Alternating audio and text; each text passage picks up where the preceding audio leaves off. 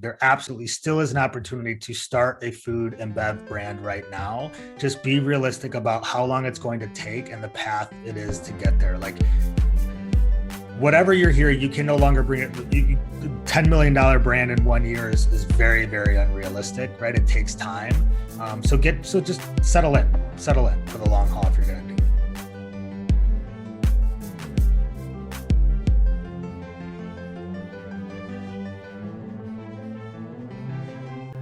What is up, Modern Commerce listeners? I want to show you an amazing app we've been using called Triple Whale. You can check it out at trytriplewhale.com. It has all of the business health metrics and growth metrics you could possibly need all in one place, right? So everybody can get on the same page. This has revolutionized our ability to help grow brands and collaborate with brands. Everyone can get on the same page on the most important metrics. So if you're a media buyer, you could come into this and you can just use this little pin icon right here, and you can pin to the top the most important stuff to you. So if I'm a media buyer, I might have ROAS, I might have ad spend, I might have new customer ROAS, right? But if I'm an owner, maybe those things aren't as important to me. Maybe I just want, net profit, show me the net profit, show me the sales, right? Show me the number of orders.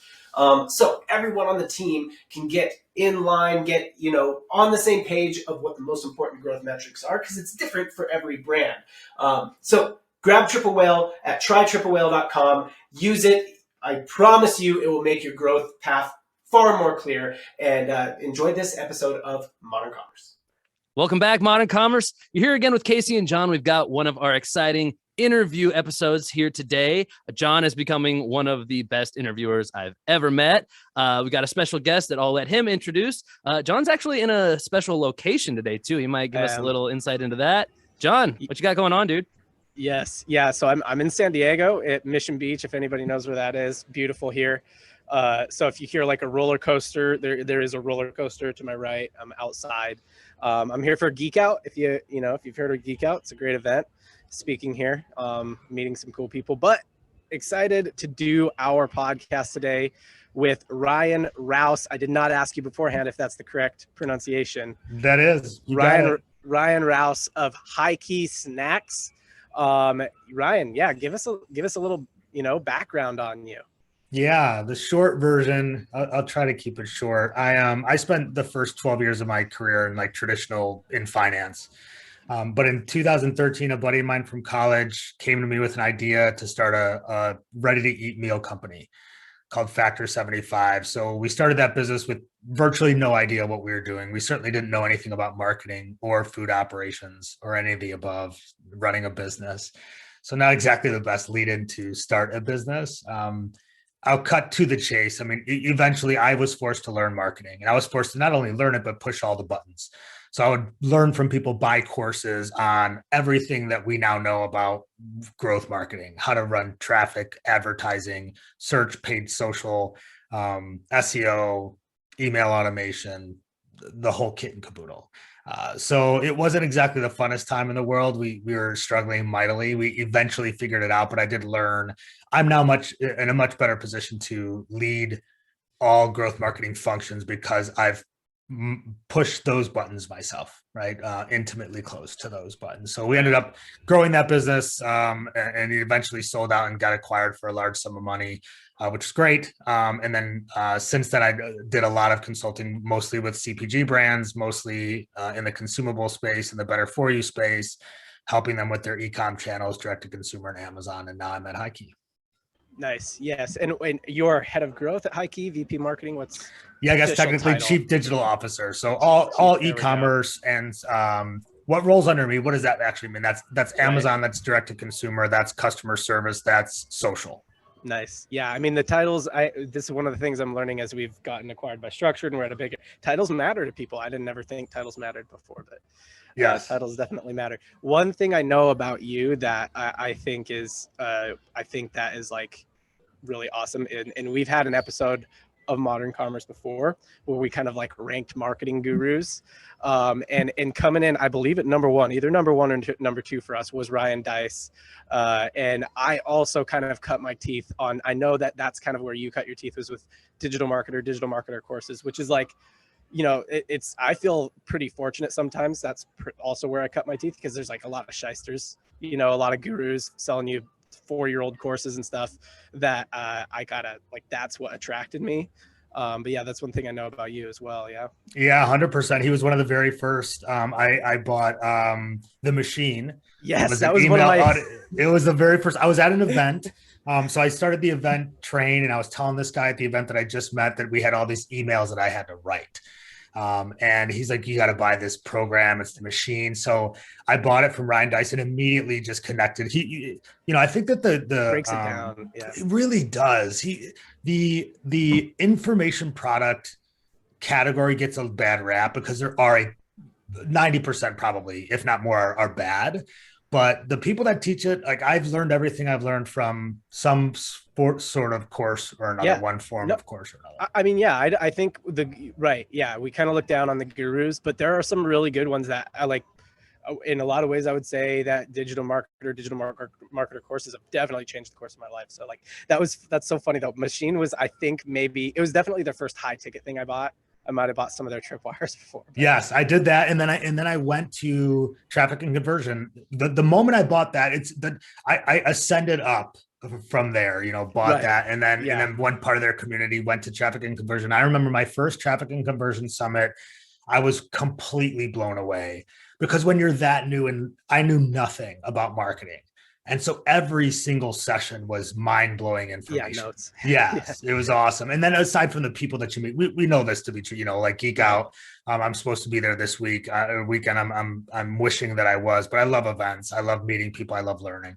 Yeah, for sure. No, I think that's, I really wanted to bring that up, not to have like a, 5-minute testimonial of digital marketer products, but really to kind of say that, like, I know that you're a big learner, which as a head of growth, I mean, full disclosure, we work with Ryan and Highkey on an agency basis. And like, if you have done an agency at all, there's a roller coaster going by.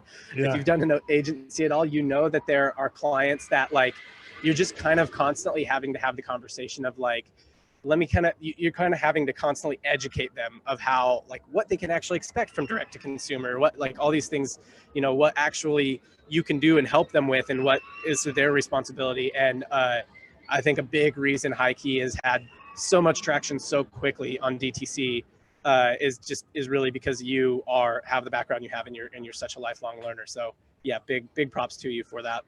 Thank you. Yeah, it's as I said to you from the beginning, I try very hard not to be a bad client, and I say that in a joking way. But when your expectations of what your agency can do for you are out of whack with what's reality, it's bad for everybody, right? We dealt with that. I know that because when I was uneducated, when I was at Factor, we were hiring agencies expecting them to basically do it all, right? Like find our product market fit, be our head of marketing, basically. Yep. And then we would be frustrated when they weren't. And that's just not most agencies' job. Are there some that exist that can do that? Probably. I haven't had, that's just a large ask. That's a lot of good agents, you end up kind of covering more of that, right? Yeah. But yeah, you're totally right. So yeah, I mean, I want to kind of get on the topic we're talking about today. So specifically today, we are talking about, we're doing a series on how to grow different types of brands. And Highkey is an interesting brand because it's in a few different categories, but specifically how to grow a food and beverage brand or a snack brand, or something like that. So with your experience consulting, working with different brands, meeting different people, what would you say is like kind of the main, there are some core elements of growing any business, right? There are some core elements of growing an e-commerce business, a physical product business that you're selling primarily online.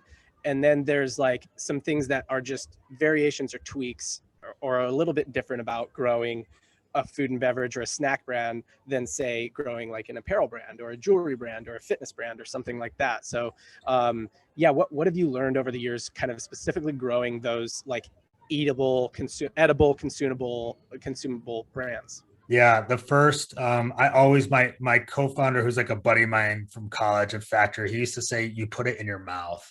And he would mean by that is like, it has to taste good. If you bring a food product to market that doesn't taste good, good luck. It's not happening. Yeah. Right. I think that on top of that now, which wasn't always the case, we're in the better for you category. I think better for you is probably table stakes for any new brand starting now in food and bev, right? The the big players of CPG are there, and they have a lockdown on the non-better for you categories. And you don't see a lot of new entrants into that category because they have market share and they're probably going to keep it. So I think the opportunity is in better for you, but you have to have food that tastes good. So that's the biggest thing that I would take away is if people don't like the food, it doesn't care. It's not going to matter how healthy it is comparative to what's the rest of what else is available in the market. You're not going to sell a lot of things, which would lead to the second point is retention marketing is so critically important for lower, let's call it lower AOV consumable food-based products, food or beverage-based products. You could make the argument, obviously, that retention is a core pillar of any marketing strategy, but the truth of the matter is some aren't going to have repeat buyers. Some have a high enough AOV that you can be profitable on the first order. If you sell Bowflex, like your LTV is probably not that high, right? It's an instant offer, right? We're trying to profit on the first order. So 100%. I agree. I think a lot of people just like bang that LTV drum, and I'm like, that's not super relevant to everybody. But yeah, sorry, didn't mean to cut you off. But no, 100%. 100%. I also, what's interesting is thinking about channel mix. There's a lot of conversations always out there about Amazon, more Amazon than anything else, right? Amazon is a competitor to your direct to consumer site. When you're talking about food products, grocery products, I think you have to understand that the goal is to win. The goal is to sell a lot of product. And so the hierarchy of where you're going to sell those products, you have to be realistic about. And that's retail first, brick and mortar retail. Then it's Amazon. Then it's D2C. In terms of the buyer at this point in time, 2022, the buyer priority, like everyone's got their place where they go first to shop. And you have to understand that your direct to consumer store is the path with the highest resistance to the consumer. That is not the spot that they prefer to shop. Yeah, people are least trained to buy food and beverage products directly from the source, right? So thinking about one of your competitors, who makes I don't know if we should call him out. Who makes Chips Ahoy? Is it Nabisco or is it it's Nabisco? Yeah, it's Nabisco, right? So thinking about one of your main competitors, Nabisco, like tons of Nabisco snacks that everybody buys. I'm sure somebody's watching this has something Nabisco in their house. Do you go to their website to buy? Like nobody's going to their website to buy their Chips Ahoy cookies. You know what I mean? Like you buy that at like we have years and years of ingrained training to buy that stuff in the marketplaces for that stuff. So yeah, it's a great point. I love that. And I think it's, it doesn't mean you don't have an opportunity on direct to consumer. It doesn't mean that you can't build a solid channel with a solid P&L, but it has a lot of implications. For one, understanding that when there's inventory issues internally, you're going to give on the D2C probably to other channels, and you should, because again, it's about selling more product.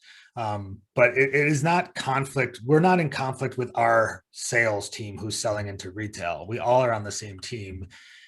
Amazon's under the same hood inside the organization that I run here. So we're clearly on the same team, but there's people on one team versus the other. And ultimately we're trying to sell a lot of products. So, the main thing that I would say with that is Amazon, I see a lot of rhetoric and discourse online about whether or not you should be on Amazon. And to each their own on their thoughts on that. It does depend on the brand. But if you're selling grocery, food, on a lower AOV product and you're not on Amazon, there's a good chance you're leaving money on the table. For sure. Yeah. A couple things on what you said. So the first thing you said about how look, it's got to taste good, hard stop, right? And that's a big part. It kind of flows right into retention marketing. Like you said, if it doesn't taste good, people aren't going to buy it again. We've also had Nick Sharma on the show, who also works with a lot of food and beverage brands. And one of the things he said when he was on the show, he's like, maybe it was before the show. He said, look, in food and bev, it's kind of got to work right. Like if somebody sees it, somebody's walking through Walmart or Target and sees it, they get it. They get why, they get why they should buy that. And if they taste it, they also get it, right? Like they're like, oh, I get why I should buy that. And if I get a sample of it or something like that, it tastes good. You can't make them overthink about it. And yeah, I totally agree. I mean, you can probably sell a product initially on its benefits, or it's, whatever the unique selling proposition is. But yeah, I mean, in order to actually grow a brand, absolutely. And the other thing is, I love your approach to omni-channel. And one of the questions I have for you is, do you think, because I actually don't see that approach to omni-channel show up in a lot of brands, even a lot of advanced brands, where like they still are very stuck on seeing each channel as its own, like, hey, D2C has to stand on its own, and we want D2C to grow this much, and we want Amazon to grow this much, and they don't necessarily think about, I think especially, and we've had it with other snack brands even, where you don't think about like, we got some Highkey Snacks when we first started working with you, and we ate them. They're delicious. I was like, yep, we're gonna order some more pretty soon here. Hadn't gotten around to it, but then my wife was just going through like, the grocery store, and they were there, and so she just picked them up, right? It was actually more convenient for her, because that's where we shop for other groceries, than it was for me to kind of remember to go back to the website or even do a subscribe and save thing. A lot of people are hesitant to commit to that on a new product right away. So yeah, I love the approach, and I think it really drove it home for me that I'm like, oh, we just experienced that, and that now on their website, the LTV on me does not look good. Yeah. But if you think about the things that we consume all the time, so my wife drinks Red Bull, I drink Monster. Red Bull could pay any cost to acquire my wife. Any cost. She will probably spend tens of thousands of dollars on Red Bull over the course of our life. Or same with me and Monster.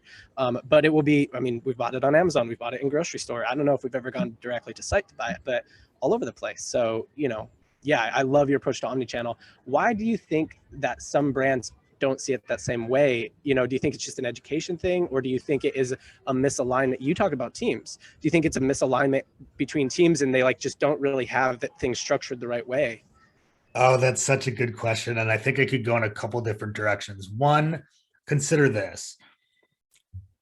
A lot of organizations have e-commerce sitting under marketing. Fair enough. I have my opinion on that. I don't think it's a marketing function, but they do. And a lot of CMOs or VPs of marketing, if you're in a role, if you have had the experience in order to get a role as head of marketing, whatever title it is at that particular company, there's a pretty good chance today that you haven't touched e-commerce, right? That will change. 10 years from now, many, many heads of marketing will have had a lot of experience up through e-com. But today's VPs of marketing and CMOs, they came up through brand. They are more tilted towards brand marketing, and they don't have a lot of experience in e-com, right? Yep. So I think you have to have, and so then say the same thing, head of sales. Today, a head of sales, a CEO, a lot of people on the leadership team probably don't have a lot of experience with e-commerce. And so therefore, it would make sense that they're viewing things the way that they always used to view things, which is on a channel basis. What is club doing? What does their P&L look like? What is retail doing? What does their P&L look like? And that makes sense. So I have had the experience here and at a couple other stops along the way where it does take a lot of education. Our CMO or our CEO is very open to the fact that, he came through General Mills. He was there for 20 years. He's a stud. But he knows retail, he knows CPG through the retail experience. And I love working with him because he's like, I don't know your stuff, you do. You need to educate me and the rest of us. So he's been very open to that. But it's been a process of us saying, okay, here's how we have to think about this. One, to your point, John, LTV, the core KPIs of a direct-to-consumer channel, we're gonna have to be flexible with those. Like LTV is not a true LTV. Yeah, it's right. Yeah, it's asterisk next to that. Yeah, right. Next to that KPI. To customer acquisition cost, right? We have a strong Amazon presence, and we are everywhere in retail, everywhere. So we're spending money for people. You guys are spending money to get people to our website, and they're going to go buy elsewhere. So how do we look at CAC from that standpoint too? Right. Retail retargets them for us. Yes. Right. Yes. So we could get into how I think about like how we flex those metrics. I think it's an important conversation, but the answer to your question directly, I think that it is that. I think in 10 years you're going to have, this is going to be mainstay, but it's the same reason why we've all gone to MER or blended ROAS from a paid advertising perspective, right? Or using advertising as the comp. We're willing to lose on a couple of different ad sets or audiences or creatives to drive volume, right? Because we know that there's others that have better, that aren't driving as much volume, but they have better economics. So club and retail have better profitability economics than D2C and Amazon. But we get volume out of D2C and Amazon. We also get awareness. There's a lot of positives to it. So we care about the P&L as a whole, just like blended ROAS cares about the channel as a whole. It's the same exact analysis down. Right. Yeah. I think this is actually a super pertinent point on if you are finding yourself in a good decision-making position at a food and bev brand, which it's crazy how big some of our clients' food and bev brands are with someone like who knows just very little about e-com, you know. This is a major advantage point. Like you just said, 10 years from now, you know, this will change. A lot more people will have the mindset like you do on this, right? So if you can get ahead of that, I think that's a major advantage and see it holistically. You know, I think we've had other guests on. Another guest made a sports analogy once that he's like, you know, I look at an e-commerce brand or physical product brand. I think one of my favorite analogies for athletics is that, yeah, maybe everybody does have a role, right? Like I play a position, you know, somebody plays quarterback, somebody plays running back, somebody plays linebacker. But at the end of the day, everybody's job is just to win, right? And so, yeah, I mean, your position matters, but really you just got to do whatever is needed to win. And you have to like know when to play your role and when to maybe even go outside your role and when your role isn't the most important thing happening on the field. Even. Yeah. So yeah, I just, yeah, Casey, anything there? I know you're the sports analogy guy, but yeah, I mean, that's actually one of my go-to questions on interviews is, you know, like Ryan, do you have a favorite sports metaphor for marketing? Are you a sports guy, by the way? I am. Yeah. Okay. What's your favorite sport? Good. Well, favorite sport to watch right now is football. Favorite sport to play is golf.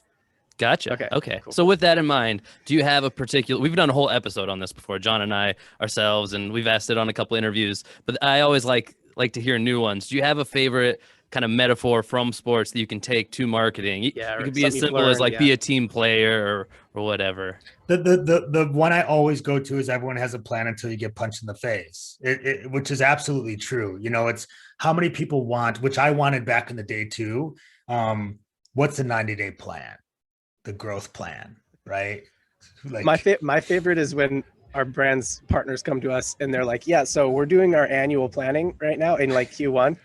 So like they're asking us to tell them what like September is going to look like. And I'm like, I mean, I can put some numbers in a sheet for you, but like that means nothing. If we all agree and know that this is a guess, cool. And so interesting enough, that's such a fantastic point. That's another thing that's you're talking about process inside of a business. Retail is much easier to map out a year in advance. Your Q3 orders are currently coming in when you're planning in Q1. Your Q3, totally. Q4s are coming in right now. Yeah. So this annual planning process and what I always say is e-commerce, annual planning, and finance are like oil and water. Right. And I've had the pleasure of working with fantastic finance leaders who also get it. That is such the key, right? Where they're not trying to force it. Can that person sit with you and you explain it to them and they open-mindedly get it? And then we come together to say, okay, this is our best guess. This is our 80%. We know it will change. You either can or you can't have that dialogue with that person. But yes, the annual plan when it comes to e-com, I mean, good luck, right? There's just no way to be that. If any of us could predict that far in the future, we wouldn't have to work. We would be much more rich than yes. Yeah. I've actually got another one if you don't mind, John, because this one's kind of near and dear to our experience, I think. So Ryan, you mentioned at a college, you teamed up with a buddy from college, right? On Factor. I was wondering, since John and I, we've known each other since middle school. I was wondering from your perspective, what are some like unique advantages and maybe even like things that put stress on the relationship by working with somebody who you've known for a long time and had kind of a friendship with before a business partnership? Wow. How you guys could probably speak to this too. I mean, one, it's a marriage for sure. And so you have to treat it as such. Communication, being honest with each other. I think the advantages are that you have this comfort level and this trust level, and that you've probably been don't have to learn how to be honest with the other person, which is very hard when, you first meet someone. You're in the honeymoon stage for quite a long time with new people, and you don't really shoot it straight. So I think that's a huge advantage. I think a huge disadvantage is, for us in particular, is you have a lot of history that may or may not be helpful in terms of business, but like, we weren't clear. We were friends. We didn't like look at each other as co-founders from the standpoint of what are your strengths and what are my strengths, and that looks like a good symbiotic relationship we could have. He's like, you're my buddy. What do you think? Cool. Let's go do this. And now we haven't really divided and conquered. I think our early employees at Factor would tell you they didn't know who ran the company per se. Like, he was the CEO on paper. I was the COO on paper. What do titles mean in an early stage startup? They mean nothing. But like, we both had to agree on things in order for things to move forward. And that's fine if we're agreeing all the time, but that's not how business works. Yeah, and the symbiotic thing. I mean, Casey and I, We've got a shorthand for communicating, essentially. Right. Yeah. But like, yeah, the downside, of course, is neither of us has like a knack for brevity.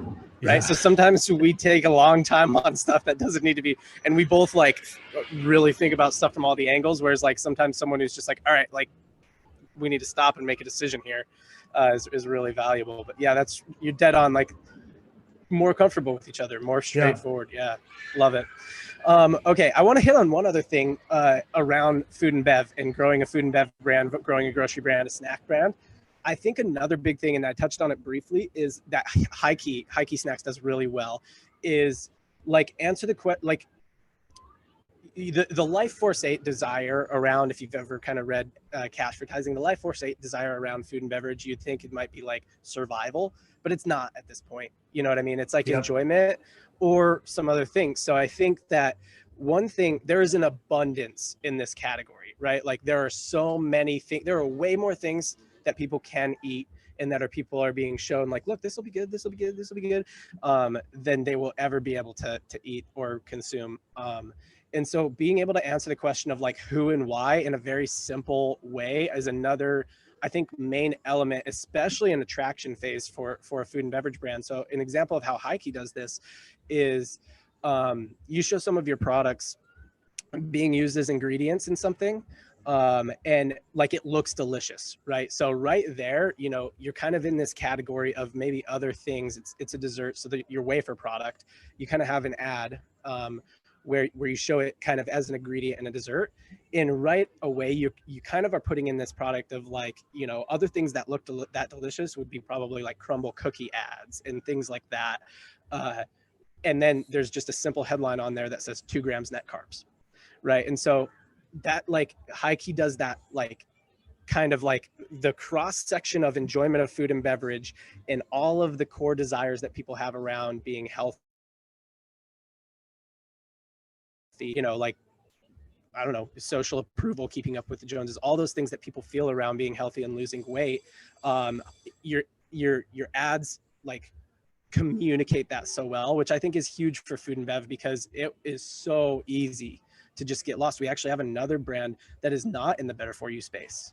They're like, and they have a hard time. I mean, because they just have to go up against all the other stuff that is showing delicious looking food, Yeah, it's, in the perfect world, I believe in all ads have to be able to describe what you do, who you are, what you do, and why that's going to benefit the person. And that sounds so straightforward. Maybe it's not to some, but for us, it is.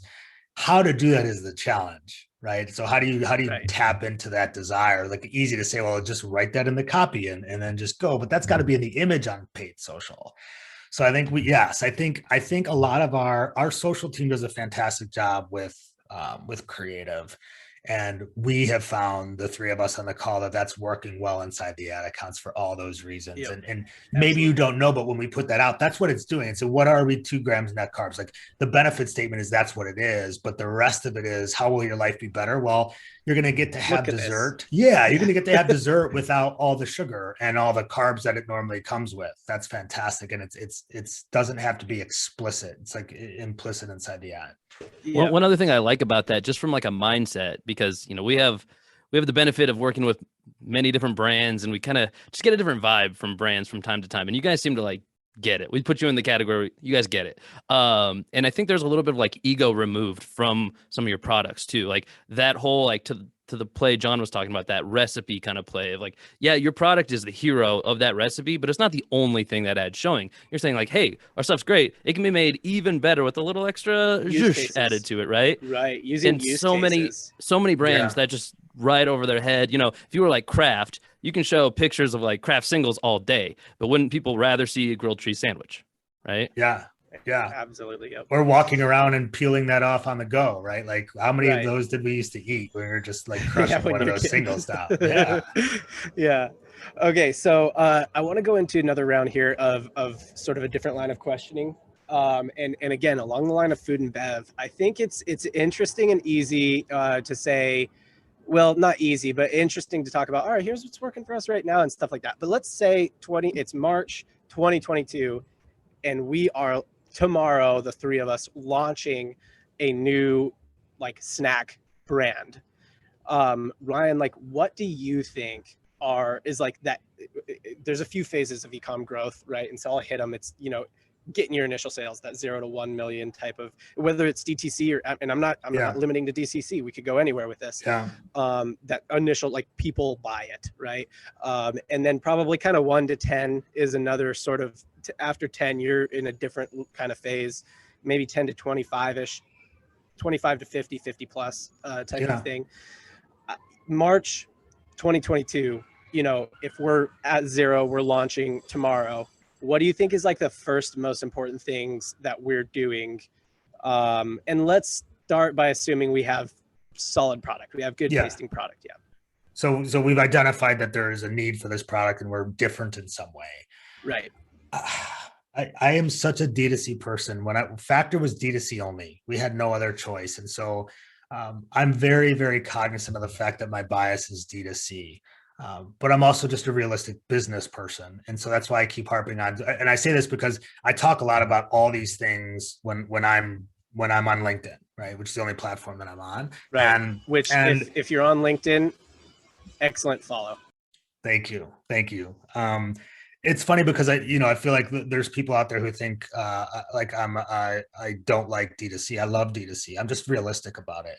So if we're launching a food brand this month, the three of us, and we know that there's a point of difference and it tastes great, I'm launching on Amazon and I'm trying to find a retail partner. You know what I mean? Like D2C is hard. You guys are buying ads for D2C all day long.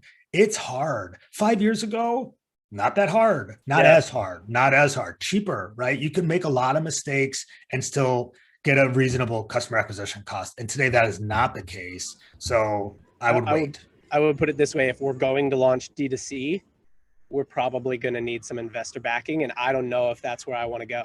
You know what I mean? I'm not against investor backing. I just, I would have to commit to investor backing in order to say we're going to commit to launching a food brand D2C.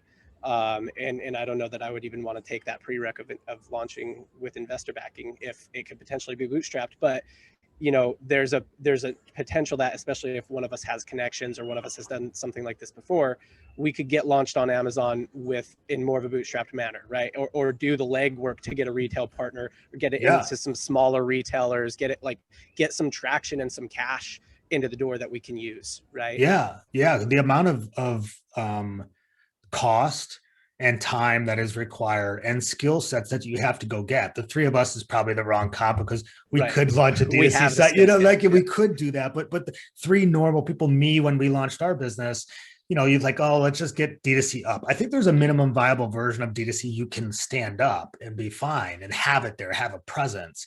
get a template on Shopify and be fine. But you're still talking about customer service. There's just a lot. The tech stack is not is a meaningful amount of money, and more important, the experience is going to be needed. You need someone to buy media. You need someone to strategically know what they're doing. So yes, if we're bootstrapping and we feel like we have it, I would go hog on finding a retail partner, and then I would get on Amazon just because it's less complex. It's not easier per se, but it's got less moving parts. Even just removing customer service from the task that we have to do is a huge thing. Right, removing it and going where there's already traffic to start, right? Like we are traffic people, and we're sitting here saying this. Yes. So it's absolutely so. Okay, all right, we're zero. We get some traction that way. At what point do you start saying, hey, so we're zero, maybe we're 1 million to 10 million zone? What are the kind of the important things for kind of keeping the momentum in that phase of growth for Food and Bev? Yeah, really understanding why people buy. Why, so we had, the three of us had our idea for why. We knew what our point of difference was on sort of the non-psychological, like the check boxes of like we check all these and the competitors don't.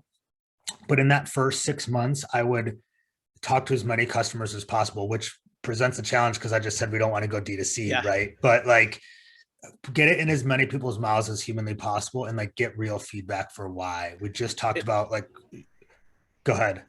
Yeah, no, I was just going to say like maybe even going to retail partners and setting like a sample table up, right? Yeah. And number one, selling it that way, right? Because we just need to get selling and we need to get it in, like you said, as many people, but getting feedback that way as well, like, and asking for on it, not just saying, oh yeah, it's good, like no, can we get some honest feedback? Maybe doing some kind of promotions around, if somebody buys it, they can enter to win a year's supply or something like that, so that we can, if they buy it right there at our sample table, so that we can reach back out to them and ask them, okay, like we just want to know, like why you bought it, right? Like, what do you like about it? And be honest with us, right? Yeah, there's a job to be done. Feedback, yeah, totally. There's before we'd even launch, I would be hardcore. It's totally copywriting stuff, right? I would be hardcore in forums and Amazon reviews, understanding the why that people are buying this. I'd say for anyone who going through reviews, any size brand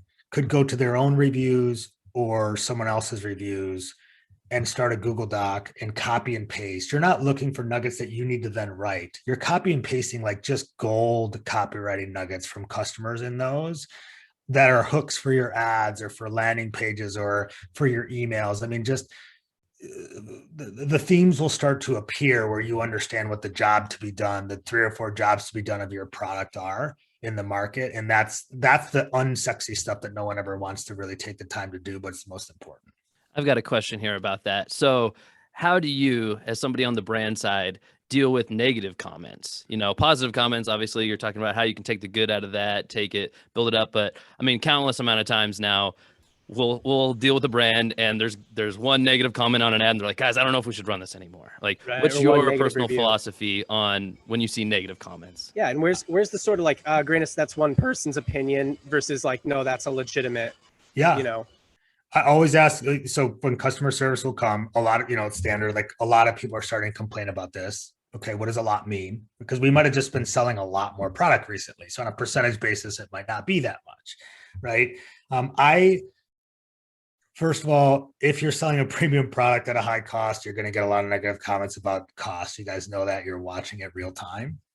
But in terms of taste, I think one of the really benefits, I'll get to the answer, but like better for you is it's got its pros and cons.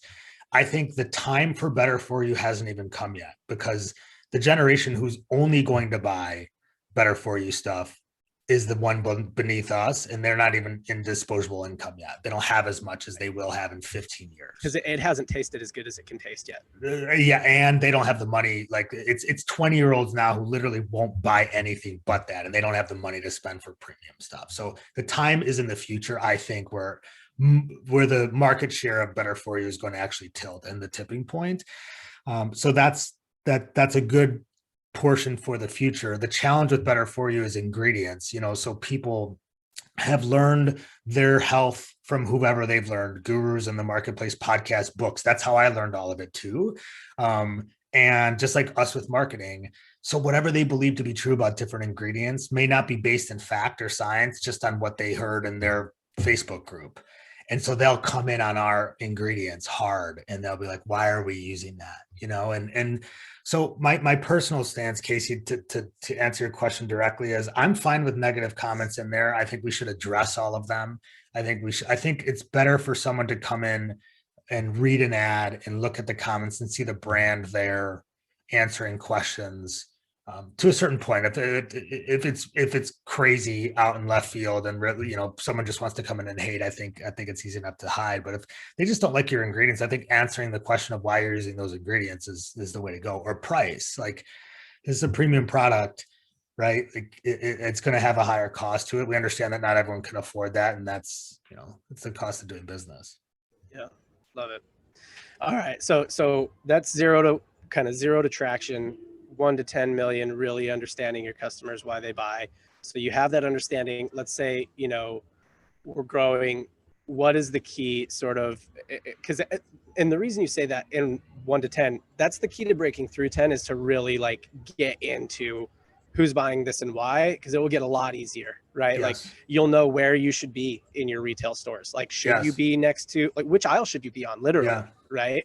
And how to start positioning things as you're starting to launch D2C, as you're starting to advertise more and stuff like that. Okay, so let's say 10 to 25 million at this point. You've got a few retail partners. You're selling probably on maybe a few marketplaces, definitely Amazon. You're probably doing some D2C selling and even some D2C advertising at this point.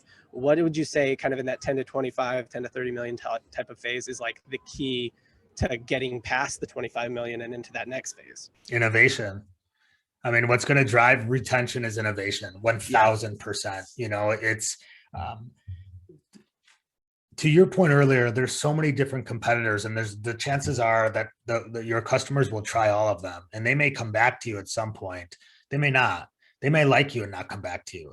But the way you're going to continue to get people to come back and buy is if you can bring new products. I think in food, maybe Bev. I've not had a lot of experience in Bev, so I won't even speak to that. Flavor, it's a lot of flavors in Bev. Okay, yeah. So line extensions. You have to have innovation. It can be form factor. It can be line extensions, flavors. It can be a brand new category. But if you're not innovating, it's going to be really challenging, because you've only got so much chance for velocity with a single SKU or form factor in retail or online. Dead on. If you get to 10, 12 million food and bev, you're now big enough that somebody is going to come along and maybe do your product better than you. Yeah. Like your formula is your formula, and maybe they can't do it, but like they might be able to get close. And if they can even get close, I mean, they've got so many places they could potentially beat you on price. Who else might come along and start? Maybe not at this level. I mean, you might not have Kroger's or Great Values coming in on you yet at that point. You might later, but Amazon, might be, or like you're definitely going to have competitors coming in on you at that point. So innovation and being able to extend your offer customers more products. All right. So you've done that. You've broke through that $25 million point. What does 25 to 50, maybe even looping in 50 to 100 type of kind of growth like keys look like? I think it's all of those things again on repeat. So rinse and repeat. Let's start with D2C, and then use that as a comp for like the larger business. So on D2C, if we had a couple of SKUs, and the job that the three of us have for Highkey is to identify who are the people that buy each of these products and why. And ideally what we're doing, how we're scaling that is, we're going to say, okay, we know the type of person that buys our wafer cookie through general ad copy going to a PDP. We found that there's 2 or 3 different types of people. How do we build a journey for each of them? Ad, landing page that speaks to that person, landing page that speaks to that person. PDP is the same PDP, but we've done the selling now to that individual, and now they just need to check the boxes for ingredients, NFP, all the different things they need to see on an NFP or on a PDP. So that scale to me on D2C is like, how many of those funnels can we have for how many different SKUs? If we have 20 or so, right? We know that we're running ads for 3 main hero SKUs at this point. We're going to try and find a 4th. But within those 3 hero SKUs, we've got 3 or 4 buyers for each of those. So in my perfect world, a year from now, we would have 6 funnels built. And I use the term funnel. People don't like that, but you know what I mean. It's like 6 journeys. 6 journeys. Built. Yeah. 6 journeys of this person we know buys this product for this reason. So we're going to go there to a landing page. Could be a 5 reasons advertorial type blog post. It could be a more salesy type landing page with an offer, but that's what we're doing. And so now we've got 9 journeys built, and we're going to get a lower cost per acquisition for each of those. So if that's on D2C, we want to do the same thing everywhere, where we just said, how did we get to 10 million on a single SKU? Well, how do we get to 10 million on 6 SKUs? Right. That's where you get $100 million businesses, is like rinse and repeat the process. You got to 10 million on one of those SKUs, knowing that, like, just like in your ad account, 4 of the 10 are going to, we did 10 or 20 or 50 to find the 4 that worked. We're going to do the same thing here from an innovation standpoint. Which of them have legs?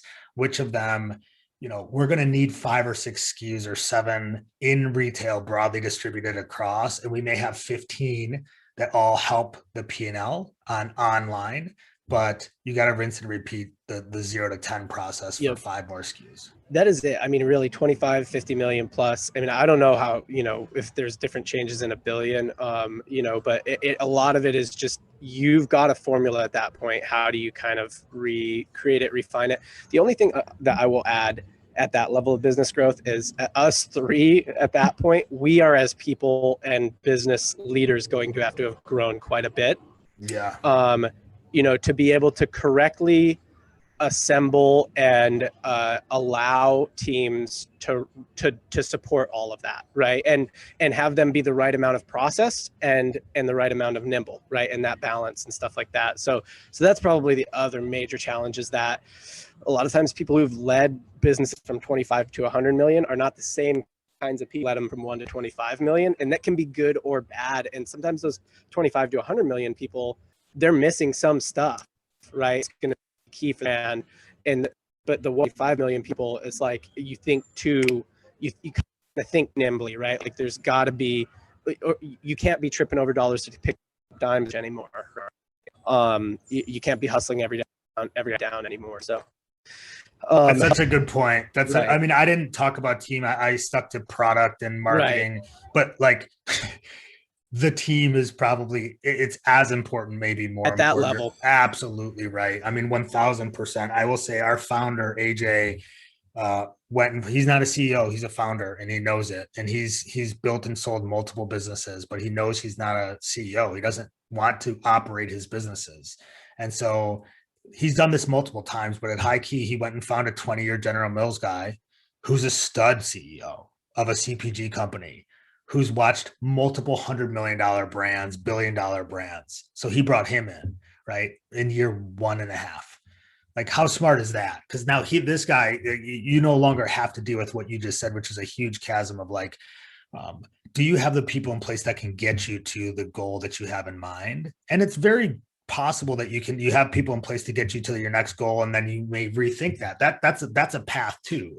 But ideally, you have a couple people who can get you all the way there, and then there's less turnover. Yeah, right.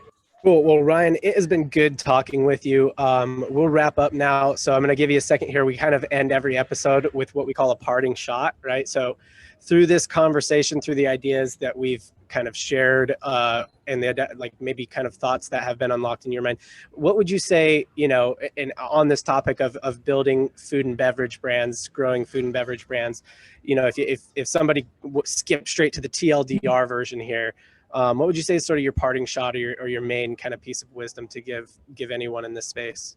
It's going to take longer than you think. It's going to cost more money than you think, right, to do that. There is an opportunity. There absolutely still is an opportunity to start a food and bev brand right now. Just be realistic about how long it's going to take and the path it is to get there. Like, whatever you're here, you can no longer bring it.